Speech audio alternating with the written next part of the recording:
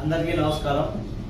ఈరోజు జనసేన పార్టీ 13వ ఆవిర్భావ సందర్భంగా నిమ్మలపల్లి సర్కిల్లో జనసేన పార్టీ ఆఫీసులో ఘనంగా 13వ పార్టీ ఆవిర్భావం జరుపుకోవడం చాలా సంతోషంగా ఉంది। పవన్ కళ్యాణ్ గారు ఏదైతే ప్రజల కోసం ఆయన విలాసవంత జీవితాన్ని వదులుకొని 13 సంవత్సరాలు అవుతా ఉంది। అదేవిధంగా తను తగ్గి ప్రజలను నెగ్గాలనే ఒక నిబంధనతో రాజకీయాలకు వచ్చి తన వంతు ప్రజల పక్షాన ఉంటూ ఈరోజు రాష్ట్ర వ్యాప్తంగా ఎంతో అభివృద్ధి జరుగుతూ ఉంది, మీరందరూ చూస్తూ ఉన్నారు।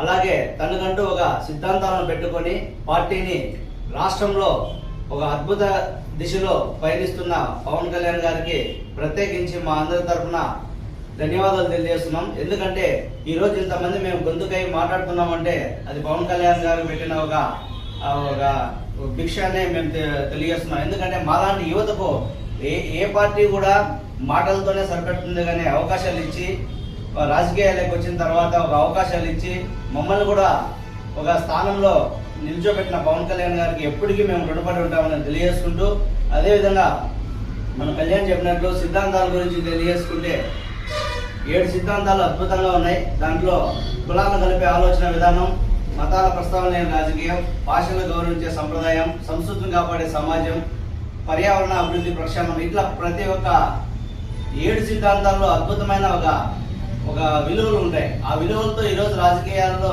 వస్తున్న మా పవన్ కళ్యాణ్ గారికి ప్రజలు నీరాజనం పడుతున్నారు। ఇలానే భవిష్యత్తులో పవన్ కళ్యాణ్ గారు సీఎం గా కూడా చూడాలనేసి మేము మా గట్టి నమ్మకం। కూటమి విలువలతో కూడిన ఒక పవన్ కళ్యాణ్ గారిని సీఎం చేసుకుంటామనేసి ఈ సందర్భంగా తెలియజేసుకుంటూ జై జనసేన, జై హింద్।